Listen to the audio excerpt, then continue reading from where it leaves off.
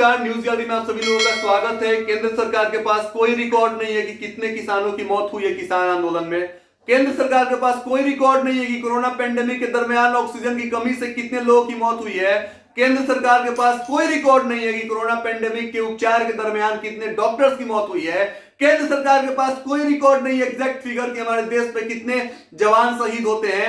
केंद्र सरकार के पास कोई रिकॉर्ड नहीं है कि देश में अनएम्प्लॉयमेंट का आलम क्या है। केंद्र सरकार के पास कोई रिकॉर्ड नहीं है कि हमारे देश में कितने युवा की जॉब चली गई है। हमारे देश के पास कोई रिकॉर्ड नहीं है केंद्र सरकार के पास कि हमारे देश में कितनी बड़ी बड़ी कंपनियां बंद हो गई पिछले 2 सालों में। हमारे देश के पास देश की जनता का कोई रिकॉर्ड नहीं है केंद्र सरकार के पास। लेकिन केंद्र सरकार के पास एक रिकॉर्ड जरूर है कि राहुल गांधी का फोन टैपिंग किया गया और पिछले 2 सालों में उन्होंने अपने फोन से कहां कहां बात किया।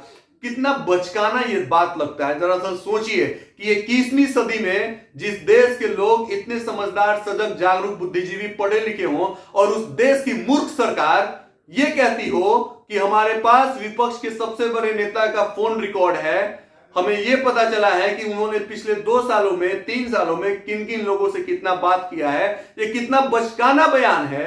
जो पावर में नहीं है, जो सत्ता में नहीं है, जो सल्तनत को नहीं चला रहा है, उसका फोन टैपिंग करके आप क्या साबित करना चाहते हैं।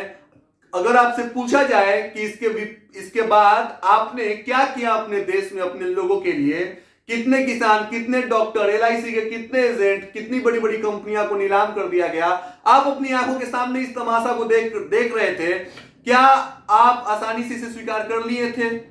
आपके पास यकीन मानिए कोई जवाब नहीं होगा। जब आपके पास कोई जवाब नहीं होगा तो सोच लीजिए कि आप कितना विवश, कितना लाचार हैं। क्या इसी व्यवस्था और इस लाचारी के बदौलत आप ये देख रहे हैं कि 2050 तक आप हिंदुस्तान के सल्तनत पे राज करें? क्या 2050 के तख्तोताज तक आप कायम रह पाएंगे?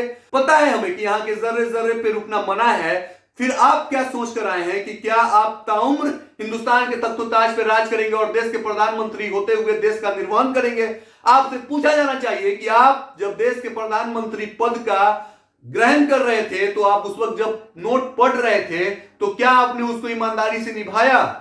आप जब शपथ ग्रहण कर रहे थे तो शपथ ग्रहण के समय जब आप शपथ को पढ़ रहे थे, आप शपथ ले रहे थे संविधान के सामने, देश की जनता आपको टीवी पे देख रही थी, तो क्या शपथ में जो लाइन, जो शब्द लिखे हुए थे, ईमानदारी के साथ आपने उस शब्द का निर्वहन किया?